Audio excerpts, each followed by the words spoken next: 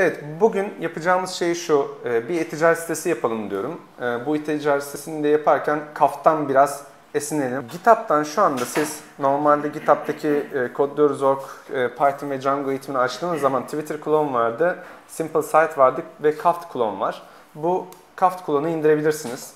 Yani buradan zaten download edip tamamını indirebilirsiniz zip olarak ve daha sonra da Kaft clone'u buradan açabilirsiniz.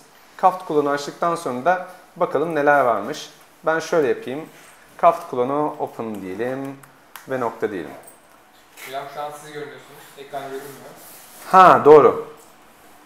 Ekran gözükmüyorsa o zaman hemen şuradan şimdi göster diyoruz.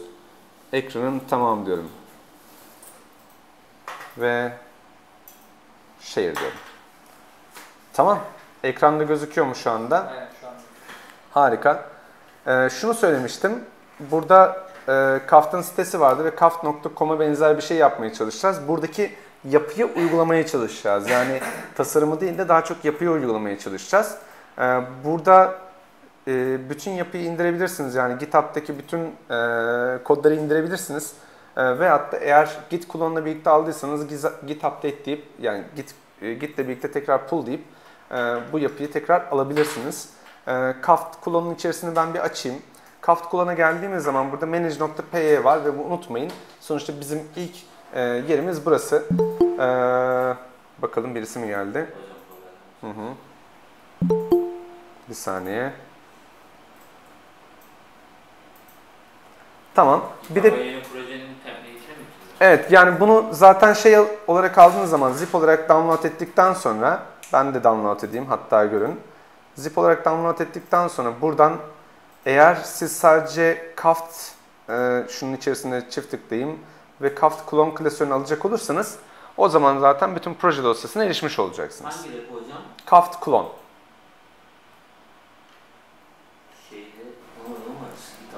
GitHub'da. GitHub'da. Şeyin içinde mi? Kodluyoruz. Evet onun içerisinde. Yine aynı yerde. Tamam. Okey. Bunu aldık. Şimdi bu klasörü bir göstereyim nasıl olduğunu. Bu klasörde şu anda manage.py var. Kaft clone var. Yani ayarların olduğu klasör. Bir de PHP templates var. Bu PHP templates aslında PHP'de benim basit bir şekilde yaptığım bir çalışma aslında PHP değil, HTML ama ilk dosyası sadece PHP. Şöyle bir şey göstereceğim size. Şu anda PHP klasörüne giriyorum ve PHP klasörüne girdikten sonra php-s dedikten sonra bu simple site açıyor. Tıpkı Django'da olduğu gibi 0.8000 diyorum ve bu sizde büyük bir ihtimal çalışmayacaktır. Çünkü sizde eğer Mac kullanmıyorsanız PHP'de yüklü olmayabilir. Bunu yapamayabilirsiniz şu anda. Ama önemli değil, zaten bunu istemiyorum sizden. Sadece siteyi göstereceğim. Bunu başka birisi dinliyor dedi. Bakalım şurada mı dinliyor? Evet burada dinliyormuş zaten. Tekrar açıyorum ve localhost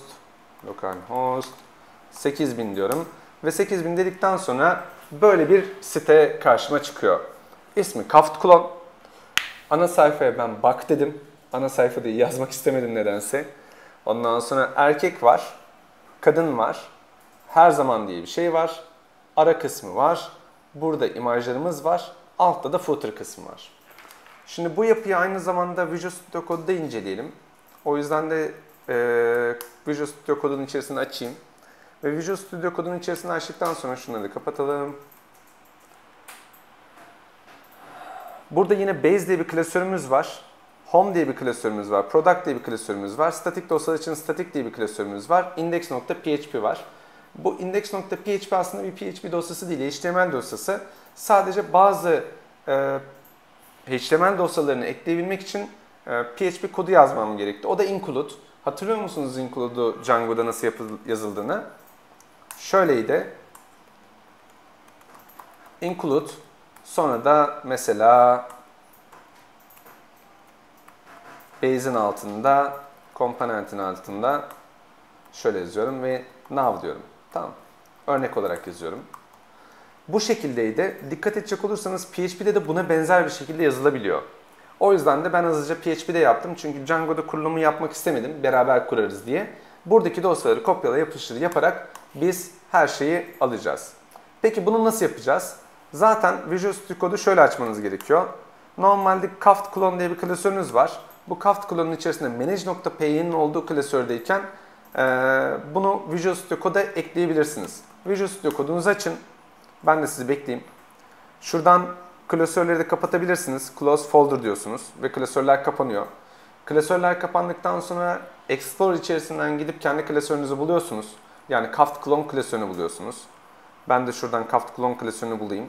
Kaft Clone klasörü Twitter Clone'un yine aynı hizasında var. Ve bunu aldıktan sonra sürükleyip Visual Studio Code'a bırakıyorum. Tamam. Şimdi bakalım birileri bir şeyler yazmış mı bu arada. Kod nokta ile açtım hocam demiş İrfan. Harika.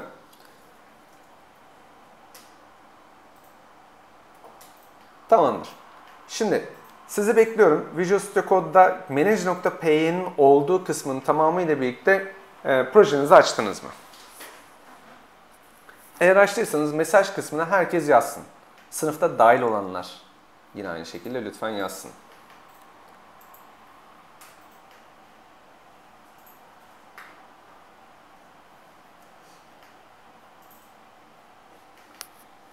Beklememi isteyen var mı bu arada? Beklememi isteyen varsa lütfen bekle diye yazın. Yeni katılanlar için tekrar hatırlatayım. GitHub'ın içerisinde Kaft Clone diye bir tane proje var. Bu GitHub'daki şu andaki yeni olan kısmı Clone or Download kısmından download zip diyerek alabilirsiniz. Aldıktan sonra zaten burada proje klasörünün içerisinde şöyle göstereyim. Downloads'ta örnek olarak Codedor'un içerisinde Kaft Clone var. Bunu bir yere alın ve bunu bir yere aldıktan sonra da Visual Studio Code'la birlikte bu klasörü açın. Sadece bu klasörü. Ve unutmayın yine bu proje klasörünüz neredeyse onun içerisine terminalden de girmenizi istiyorum. Yani diyelim ki ben bunu Sites'ın altına aldım. Bakalım neredeymiş. Burada Sites'ın içerisinde Codedors diye bir tane klasörüm var. Bu klasörün içerisinde cd Kaft Clone diyorum ve ls diyorum veyahut da dir diyebilirsiniz siz Windows kullanıyorsanız. ls deyip manage.py'nin olduğuna emin oluyorum ve manage.py neredeyse terminalim orada açık kalıyor. Aynı zamanda Visual Studio Code'da da yine açıyorsunuz. Herkes açtı mı? Bekle diyen var mı?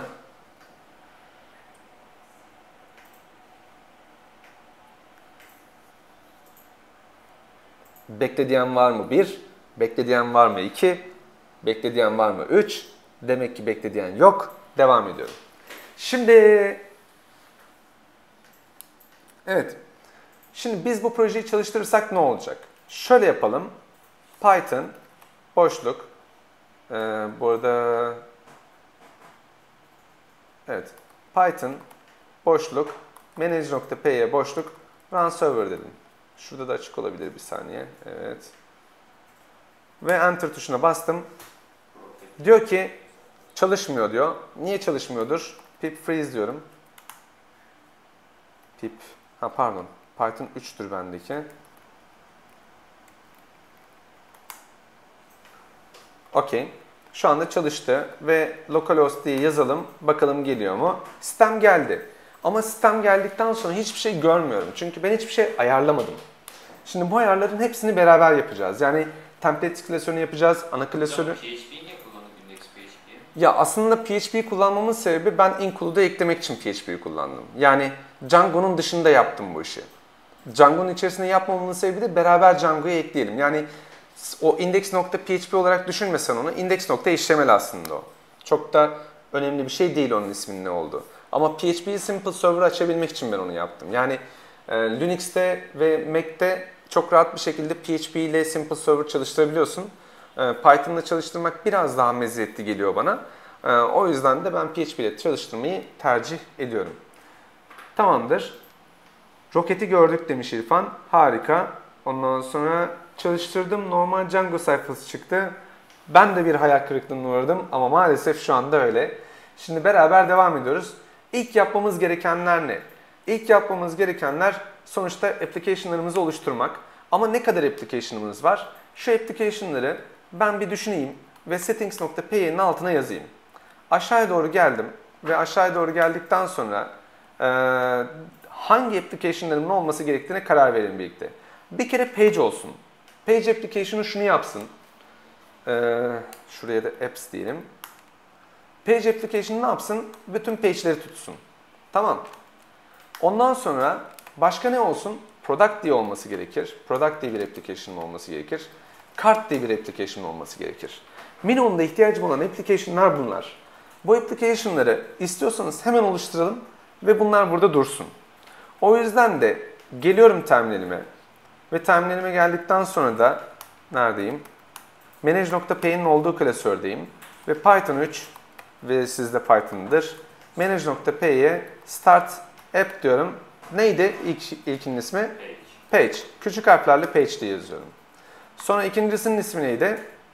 Product'tı. Product için application yaptım. Üçüncüsünün ismi neydi? Cart'tı. Tamam. Bu üçü için application yaptım ve Visual Studio Code'a geldiğim zaman burada Visual Studio Code'un içerisinde sayfayı da yenileyelim. Ben yanlış yerde miyim? Site code diyoruz. Yine yanlış yerde olabilirim çünkü.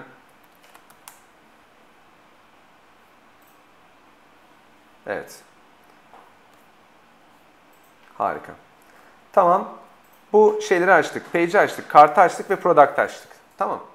Bunları açtıktan sonra ilk önce şu page ile ilgili işlemlerimizi yapalım. Hakkımızda bilmem ne gibi sayfalarımız olsun. Buraya geldim ve My Apps dedim. Ve aynı zamanda bir yukarısına daha geldim. Ve dedim ki Third Party Apps dedim. Bunları açıklama olarak tutuyorum burada. Ve daha sonra da buradaki application'larımın isimlerini yazıyorum. Ne vardı? Kart vardı. Alfabetik sırada gidelim. Ne vardı başka? Page varmış. Alfabetik sırada gidelim. Sonra ne vardı? Product varmış. Ve en sonuncuya da yine virgül ekledim. Ve buradaki bütün projemi de kaydettim. Kaydettikten sonra yine terminalimi açtım ve aslında hiçbir şey yapmadım ve içerisinde hiçbir model oluşturmadım. Ama make migration yapacağım. Çünkü ilk defa projeyi oluşturunca benim burada database'im 0 olarak gözüküyor. 0 olarak gözükmesinin sebebi de hiçbir migration yapmamış olmam. Aslında user ile ilgili şu anda bekleyen migration'lar var ilk yaptığımızda. O yüzden de hemen bir migration yapalım. Migration nasıl yapılıyordu? Hatırlıyor musunuz? Make migrations. İlk kez bunu yaptığımız zaman eğer hiçbir model oluşturmadıysak aslında hiçbir migration dosyası da oluşturmayacak. O yüzden Enter tuşuna bastım. Hiçbir şey olmadı diyor. Ama aslında yapılması gereken, beklenen migration'lar da var içeride. O da user modeliyle ilgili olan migration'lar. O yüzden de yine aynı şekilde migrate diye yazıyorum. Migrate diye yazınca burada kullanıcı ile ilgili yapılan bir sürü update var. Tamam. Bunlar Django'nun işte en son versiyonu ile birlikte gelen update'ler. Bunları yapıyor ve zaten neden yaptığı ile ilgili her türlü şey de burada yazıyor. Tamam. Make migration'ını yapmamızın sebebi de yine bunu hatırlıyor olmanız. Çünkü bir şeyler yaptığınızda muhakkak make migration yapmanız lazım. Sonra migrate demeniz gerekiyor. Bunları yaptıktan sonra database'in büyüklüğüne bakacak olursak hiçbir şey yapmadığımız halde, database'in içerisinde hiçbir şey tutmadığımız halde 128 KB'lık bir yapı oluştu. Tamam. Şimdi ilk yapmamız gereken şeyler neler? İlk yapmamız gereken şey şuradaki template kısmını, buradaki template kısmını düzeltmek. Yani PHP templates var ama ben bir de templates diye bir klasör daha açacağım. O yüzden sağ tuşa tıklıyorum, new folder diyorum ve templates diye bir klasör açıyorum. Templates klasörünü açarken burada şuna dikkat edin. Cart, Kaft Clone, ondan sonra Page, PHP Templates, Products ve Templates aynı hizada olsun. Bazen çünkü birilerinin altını açabiliyorsunuz. Bunların aynı hizada olmasına dikkat edin. Bu arada yorum var mı, bir şey var mı diye bir kontrol edeyim. Make Migration deyince bir şey yok demiş Şuayb. Evet. Derste ilk başlarken Make Migration yapmıştım. Tekrar yapmamıza gerek var mı? Eğer Make Migration yaptıysanız, yani bir daha yapsanız, 10 kere de yapsanız, 100 kere de yapsanız hiçbir şey değişmez. Make Migration sadece eğer migration olacaksa dosya hazırlar. O yüzden de 100 kere de Make Migration yaptıysanız şuna bakıyor. Birinci migration dosyasını oluşturdum mu? Oluşturdum. İkinci oluşturdum mu? Oluşturdum. Üçüncü bir değişiklik var mı? Hayır, yok. İstediğin kadar yap, migrate yapmaz. Aynı şekilde migrate derseniz de bir şey olmayacak. Yani şuradan ben tekrar migrate dedim. Database'de hiçbir değişiklik yapmayacak. Tekrar migrate dedim. Database'de yine hiçbir değişiklik yapmayacak. Burada çünkü yapılan bütün değişiklikler yapıldı. Şu anda migration yapılan herhangi bir şey var mı? Yokmuş. Bunu da unutmayın. Yani o yüzden korkmanız gereken bir şey değil bu. Tamam. Başka bir şey var mı yazılan? Hocam terminal açabilir misiniz? Bilgisayarım çok yavaş. App'leri oluşturamadım. Tamam. Ben şöyle yapayım. Komutları da şuraya yazayım aynı zamanda. Siz to-do list oluşturmuş muydunuz? Hı? Oluşturacağını demiştiniz yani. Ne? Yapılacak to-do list oluşturdunuz mu? Proje için bahsetmiştiniz ya. Ya tam olarak oluşturmadım. Biraz şey oldu benim için de yapmam gereken işler vardı. Saat 6, neredeyse 6'dan sonra başladım bu template'i oluşturmaya. Çok hızlı da oluşturdum ama şu anda bunları yazacağız buraya. Python yazıyorum. manage.py. Sonra neydi? Neleri oluşturmuştuk? Start app cart. Bunu yaptık. Sonra neyi yaptık? Page yaptık. Sonra neyi yaptık? Product yaptık. Tamam. Bunları yazmanız lazım. Bu arada şunu söyleyeceğim size arkadaşlar. Burada Trello diye bir şey yazdım ve To Do Plugin Test diye bir şey var dikkat edecek olursanız. Ve şurada da bir tane ağaç var. Şuradaki ağaca basacak olursam burada diyor ki To Do List bu. Yapılacak işlerin bütün listesini buradan gösteriyor. Tamam mı? Sadece burayı göstermesinin sebebi başına Trello yazmamış olmam. Eğer Trello diye yazıp şöyle yaparsam ve burada da 2 tane gördüğünüz gibi to do list oluşacak. Bunu yapmamın sebebi de şu. Visual Studio Code veyahut da PyCharm veyahut da ne kullanıyorsanız kullanın. İçerisinde to do list için şeyler var, pluginler var. Bu pluginlerden bir tanesini yüklerseniz kendi to do listenizi içerisinde oluşturabilirsiniz ve böylelikle ne yapacağınızı unutmazsınız.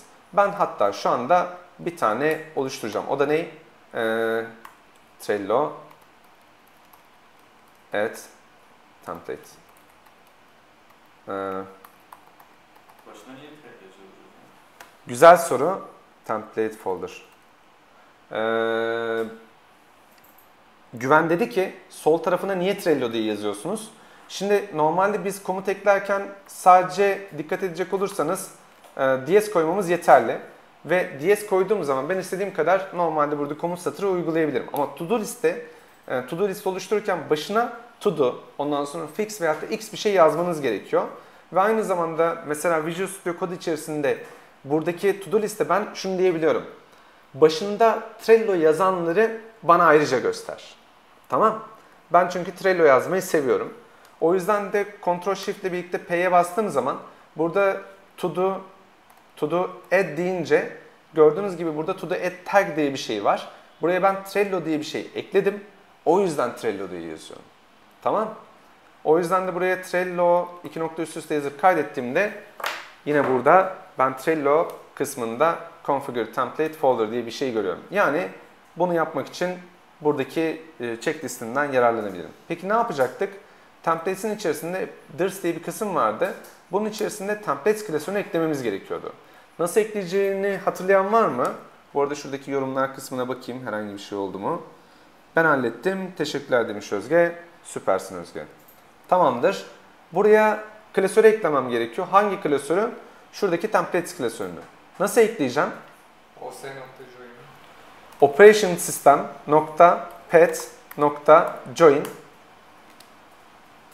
sonra bu kat anlamına geliyor. Join yani ekle. Onu ekle. Tamam onu ekle. Neyi neye ekleyeyim? Yani Base klasörümü neye ekleyeyim? Oluşturduğumuz. Tamam templates'i diyorsun yani. Aynen. Templates klasörünü burada base'e ekle ve ben klasör olarak bunu bu şekilde göreyim demiş olduk. Böylelikle templates klasörünün yerini düzgün bir şekilde bulacak. Harika. Şimdi bundan sonraki yapıları hatırlayacak olursanız daha önce biz şunu yapıyorduk. Mesela Kaft clone yani proje klasörümüzün içerisinde views.py'yi açıyorduk. Ama bu sefer açmayacağım. Çünkü açmamam lazım. Bu yüzden de her şeyi kendi organize noktaların içerisine tutacağım. Mesela aslında index ne? Bir sayfa değil mi? O yüzden de bu sayfayı ben page'in içerisine açacağım. Ve page'in içerisindeki view kısmına geliyorum. Ve view kısmına geldikten sonra ilk page'imi oluşturuyorum. İlk page'imin ismi de index olsun. O yüzden fonksiyon, index, ne lazım bana? Request lazım her zaman. Request alıyorum ve request aldıktan sonra context diyorum ve bu bir ne olacaktı? Dictionary olacak. O yüzden dictionary diyorum. Daha sonrasında da bir return veriyorum. Return diyorum. Ne yapmam lazım? Render yapmam lazım. Redirect değil. Yani render yapıp ondan sonra request'i al.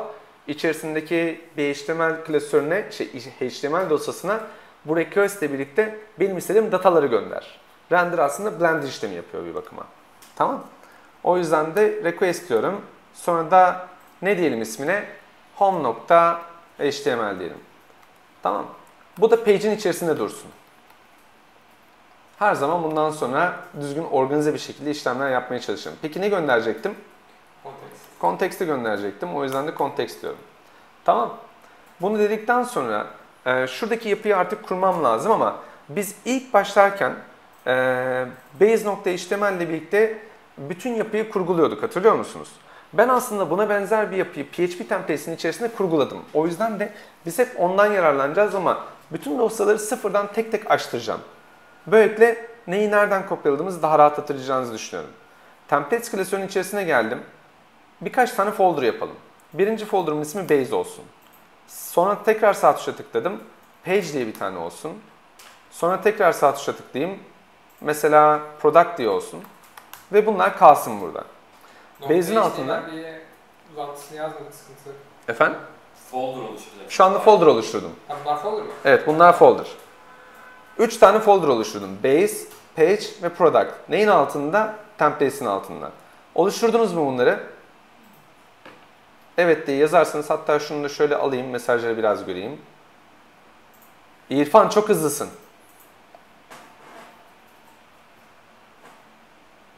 Evet, süper. Bao Student niye ismini değiştirmiyorsun? Muhtemelen galiba. Tamam.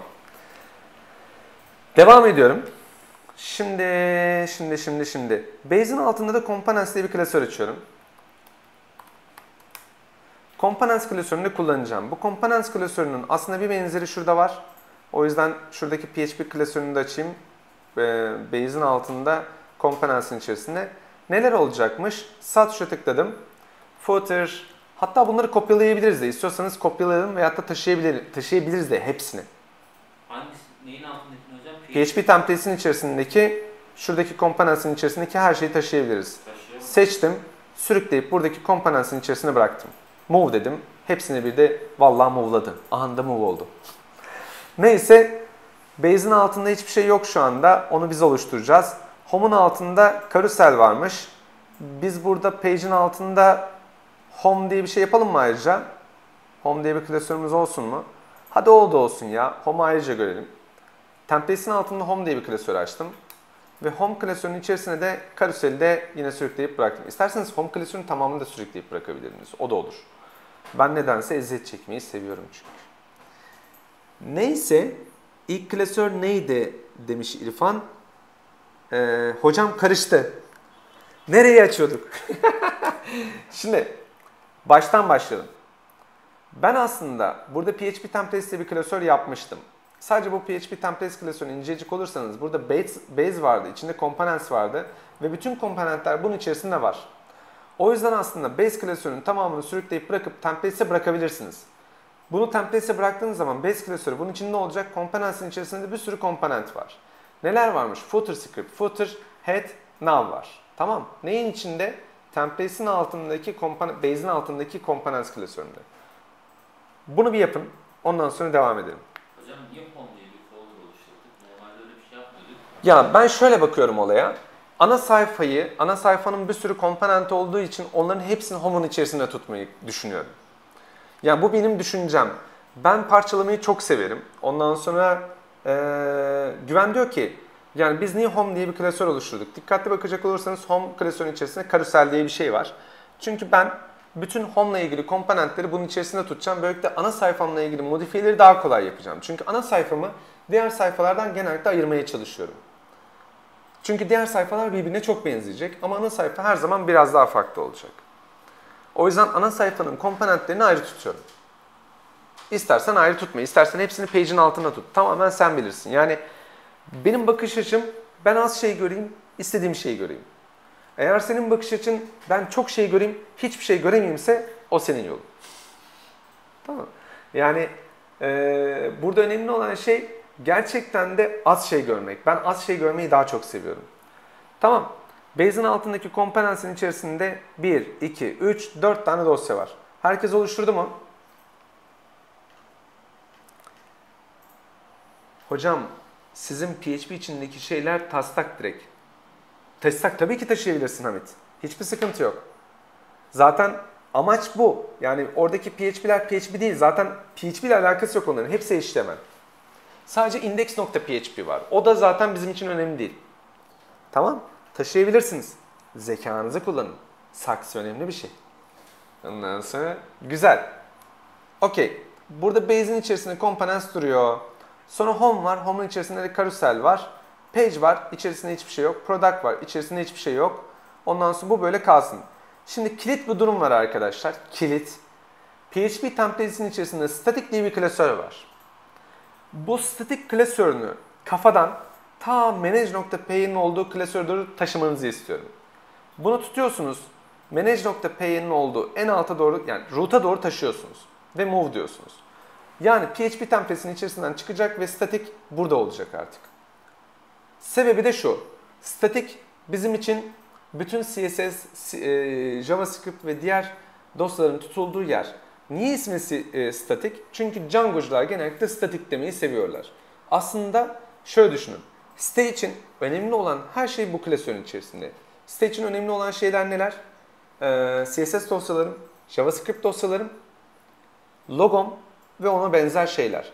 Ama bir product'ın görseli static'in içerisinde değil. Anlaştık mı? Tamam. Hadi devam edelim. Templates var.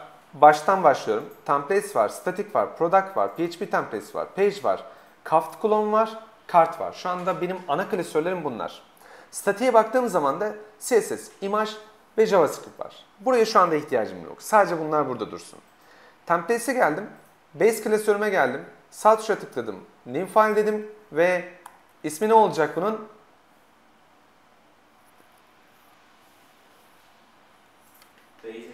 Base.html. Base.html diye bir tane dosya oluşturdum. Bu neyi sağlayacak? Benim hatırlayacak olursanız standart olarak yaptığım bir yapı vardı. Yani bütün sitede kullanmak için ana yapıyı oluşturmam gerekiyordu. Bu ana yapıyı oluşturabilmek için de ben aslında hem include'lar kullanacağım hem de diğer yapıları kullanacağım. Ama buna benzer bir şeyi ben index.php'nin içerisinde tuttum aslında. O yüzden de isterseniz şu index.php'yi alalım, modifiye etmeye çalışalım. Kafanız karışabilir. Home klasörü ana sayfayı tutmak için kullanacağımız klasör şu ay. Eğer home soru işaretinin anlamı buysa. Index.php'ye baktığımız zaman burada bir yapı var. İsterseniz bu yapı burada kalsın. Benzerini biz birlikte oluşturalım. Kopyalayıp pastalayabilirsin. Yine buna benzer şeyi orada da yapabiliriz. Hatta ben kopyalayayım ve base'in içerisine atayım bunu. Base'in içerisine attım. Base'in içerisine attıktan sonra en başa dönüyorum. PHP include olan şeyler var ya şurası. Bunu siliyorum ve buraya yüzde koyuyorum. Tek yaptığım şey bu. Sonundaki ne siliyorum ve yine aynı şekilde buraya da yüzde koyuyorum. Yani PHP tagı olan yerleri yüzde ile değiştiriyorum. Rahat mı? Tamam. Diğerlerini de yapın isterseniz. Hatta şöyle yapabilirsiniz. Şuradan find kısmından replace neredeydi? Selection, edit, replace. Şöyle de yapabilirsiniz. PHP olan yerleri böyle değiştir diyebilirsiniz. Çat diye değiştirir. Sonra da neydi? Soru işareti ve küçüktür olan yerleri de tam tersini yapabilirsiniz. Şöyle. Ve hepsini birden değiştirebilirsiniz. Gördüğünüz gibi artık bunlar Django oldu. Güzel mi? Güzel. Güzel. Nice. Ama ne yaptığımızı hatırlayalım. Burada base'in altında components'in içerisinde head var. Kalsın şimdi. Zaten doğrudur burası. Bakıyorum head varmış. Okey. Ondan sonra geliyorum. Şurada document yazıyor ya. Buradaki document yazısını şimdilik kaft clone diye düzeltiyorum. Kaft clone olarak düzelttim. Daha sonra ne varmış? Base'in içerisindeki components'in içerisinde nav varmış.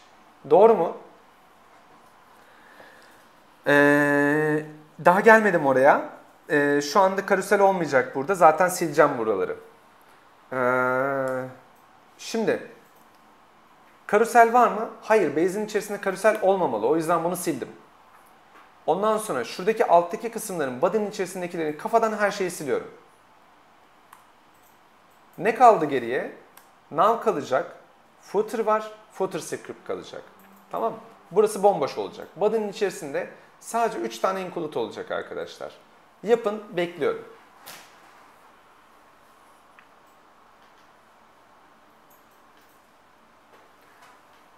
Base olduğu için sadece gerekli olan kısımları alıyorum. Bana o gerekli olan kısımlar neler?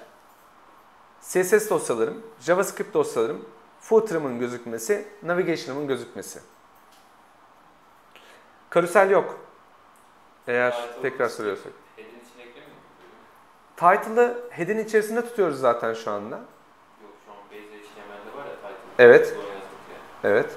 Onu Bloğun içinde tutuyoruz. HTML'de tutmuyor muydu? Include head HTML'de tutmuyoruz. Sebebi şu. Blok yapmamız gerekiyor ya. Title'ı 2'de 1 değiştirebilmek için. Include yaptıklarımızda blok olarak kullanamıyorduk. O yüzden bu yöntemi tercih ediyoruz. Yaptı mı herkes? Yapanlar evet diye yazarsa sevinirim. Veyahut da daha basit bir soru sorayım. Beklememi isteyenler bekle diye yazabilir.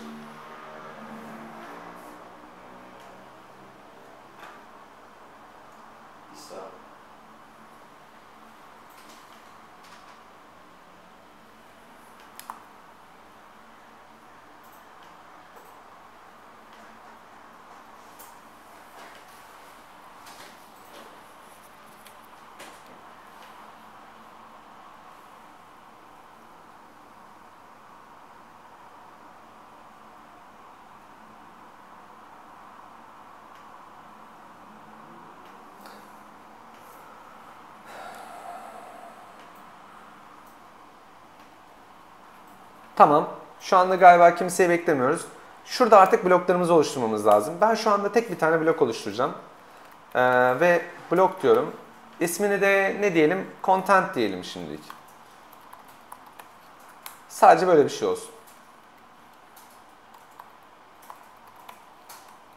Bu kadar. Bunu oluşturdum. Bütün content'im bunun içerisine gelecek. Ve bitti. Başka bir şey yok. Daha sonra yine benim şunu yapmam lazım. Buradaki views'ın içerisinde home.html demiştim ama home'un içerisinde home.html olsun. Veyahut da index.html olsun ismi. Ne yaptık hatırlamıyorum ama home'un altında index.html olsun. Geri geldim. Ve geri geldikten sonra burada base'in içerisinde değilim, home'un içerisindeyim. Carousel var sadece. Burada new file diyorum. Ve diyorum ki neydi ismi? Index.html değil mi? Index.html diyorum. Index.html'e geldikten sonra da ben base.html'i bunun içerisine extend etmeliyim. Nasıl yapacağım? Yazarsanız sevinirim. Siz de yazarsanız sevinirim. Eğer burada bilen varsa nasıl extend edeceğimi yazarsanız sevinirim. Görüşürüz. Var. Kapat istersen daha iyi olur. Ben çünkü sadece buradayım. Tamam. Nasıl extend edeceğim? Base.html'i. İrfan harikasın. Güven sen de harikasın. Kiminkini pastalayayım? Berat'ınkini pastalayayım +1 olarak. Tamam. Süslü parantez. Ama burada tırnağı unutmuşsunuz. Belki tırnak koymamasındır İrfan hızlı yazmak için. Sıkıntı yok. Bunu yaptım. Bunu yaptığım zaman ne oldu? Base klasörünün altındaki base.html'i al demiş olduk. Ve bunun içerisinde data göndermek istediğim zaman da muhakkak bir blokla birlikte göndermem lazım. O yüzden de bir blok açıyorum. Açabileceğim blok hangi blok şu anda? content'ti sadece. O yüzden content'i açıyorum. Ve end block diyorum. Burada tabii ki boşluklara dikkat etmeniz gerekiyor. Bunları unutmayın. Ve içerisine de ben şimdilik bir tane P oluşturayım ve hatta H oluşturalım. H1 ve content diyelim. Şimdilik böyle kalsın. Daha sonra bunu zaten düzeltiriz. Okey. Bunu yaptık. Bunu yaptıktan sonra bizim URLs kısmını buna eklememiz lazım. Ama bütün page'lerle ilgili URLs kısmını ayrı tutmak istiyorum. Fakat bu ilk ana sayfa için ana sayfanın URL'ini şeyde tutabiliriz. Kaft kullanım içerisindeki URLs kısmını tutabilirim. O yüzden de urls.py'yi açtım. Şu en üstteki kısımların tamamını sildim. İhtiyacım yok. Sayfa kalabalığı yapmasın. Ve urls.py'yi açtıktan sonra ilk dosyam ne olacaktı? Pet olacaktı ve burası çift tırnaklar olacaktı. Yani ana sayfa, yani boş. Neyi ekleyeceğim? İndeksi ekleyeceğim. Ve burada da bir boşluk. İsmini de name olarak index diye yazalım. Yine burada ismi de dursun. Çalışacak mı bu şekilde? Yukarıda tanımlamadık dedi Güven. Harikasınız. Berat da hayır demiş. Harikasınız arkadaşlar. O zaman tanımlayayım. Diyorum ki from page'in altındaki views'ın içerisindeki import, neyi import edeceğim? İndeksi. O yüzden de import dedim. Harika. Buraya kadar her şey yolunda. Bakalım neler oldu. Artık yani eğer her şeyi düzgün yaptıysak web sitemizin çalışıyor olması gerekiyor. Ve biraz önceki şuradaki kaft görünümünü elde edebilecek miyiz? Şu görünümü elde edebilecek miyiz acaba? Ben onu merak ediyorum. Tamam. Şimdi terminalimi açtım. Terminalimi açtıktan sonra neredeyim? Her zaman kontrol ediyorum. Manage.py'nin olduğu yerdeyim. Ve buradayken direkt Python 3 manage.py'ye, tabii ki Python yazamadım. Python 3 manage.py'ye ne yapacaktım? Run server. Ve enter tuşuna basıyorum. Diyor ki bu port zaten kullanılıyor. Büyük ihtimalle şurada kullanılıyormuş. Evet, zaten hazırmış. Yani harika. Extent olacak galiba.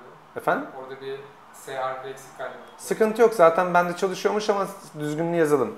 Run server. Doğru yazmışım ya. Yok şeyde. Extend ederken. Extend. Extend mi yazmışız? Aynen. Tamam. Kontrol edelim. Index.php extends olacak. Evet. Harikasın. Bunu da yazdık. Şu anda geldim. Benim sunucum çalışıyor. Hata var mı diye kontrol ettim. Hata yok. Ana sayfayı tekrar açıyorum. Sayfayı yeniledim. Ve sayfam geldi. Tamamen facia. Tamamen facia. CSS'leri bulamadım diyecek büyük ihtimalle. Şöyle yapalım. Sağ tuşa tıklıyorum. Inspect diyorum. Ve inspect dedikten sonra konsol kısmına geliyorum. Nelerde hata veriyor? Bootstrap CSS'i bulamadım diyor. Popper min.cs'yi bulamadım diyor. Ondan sonra Bootstrap min.cs'yi bulamadım. jQuery bulamadım. Popper'ı bulamadım. Falan da bulamadım. Filanı da bulamadım diyor. Niye? Her zamanki sorumuz. Çünkü yolu yanlış. Çünkü yolu yanlış diyor Güven. Peki şöyle yapalım. Head.html'e gelelim. Head.html'e gelecek olursanız burada en önemli dosyamız var. bootstrap.min.css. Neyin altında? Static'in altında, CSS'in altında bootstrap.min.css. Doğru. Diğerleri yok. Diğerleri önemli değil. O footer'da zaten. Footer script'in içerisinde. Bootstrap'ı yükleyelim demişsin Emran. Zaten yüklü aslında. Bunların hepsi static'in içerisinde. Gösteriyorum. Burada static klasörüne geliyorum.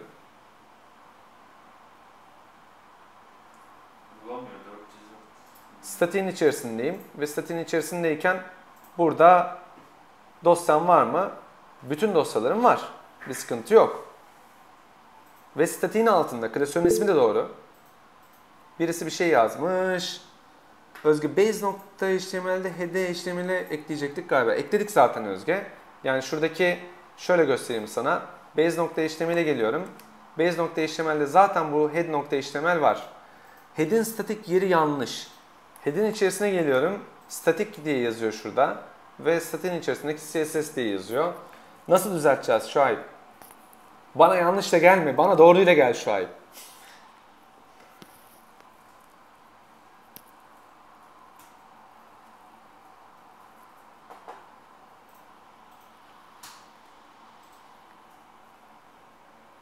İndeks HTML'e koymalıyız. Bir şey fark etmiyor. Zaten index.html'e gelecek olursak da burada index.html base'den extend oluyor. Yani zaten o öyle başlıyor. Yani şöyle bir şey var. Ama şuna bakın.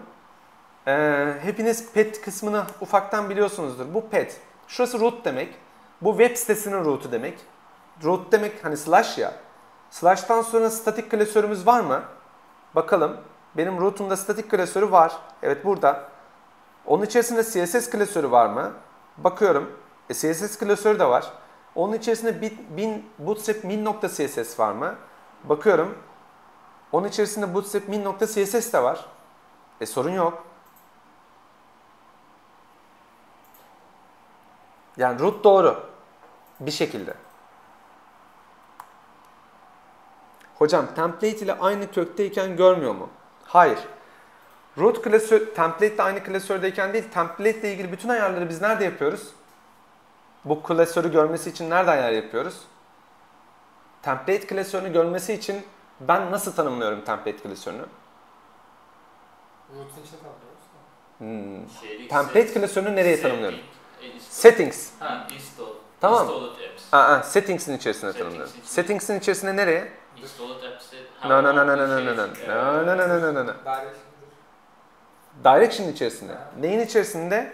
Settings'in içerisinde templates ile ilgili kısımların hepsini templates ile ilgili olan kısımlara ekliyorum. Tamam. Berat demiş ki çok güzel bir yere değindin. Static dir yok diyor. Enteresan. Static dir ne demek? Bakın çok enteresan bir şey var.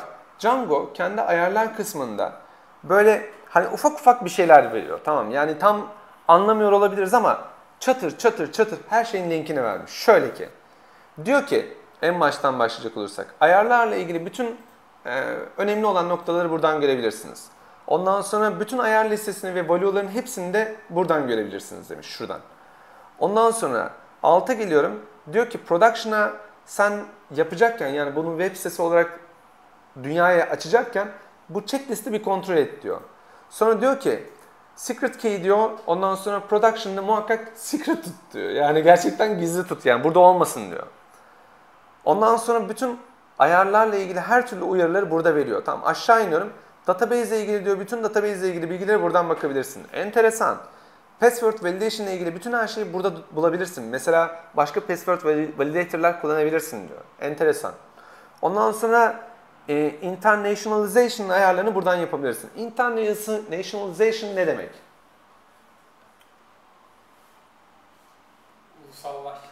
Uluslararası. Ben dilim dili dönmüyor. Ulusallaştırma da uluslararasılaştırma diyecektim. Tam böyle bir diyesim geldi neden sonu. Ulusallaştırma yani multilanguage aslında. Tamam. Ondan sonra bütün ayarları buradan yapabilirsin diyor. Sonra diyor ki aşağı indim. Static file ile ilgili CSS, JavaScript ve imajlarla ilgili her türlü konuyla ilgili buraya bak diyor. Tamam mı? Sıkıntın varsa senin sıkıntın buradadır diyor. Şimdi şöyle yapıyorum. Saat 45 geçiyor. İsterseniz bu linke bakmak isteyenler varsa baksın.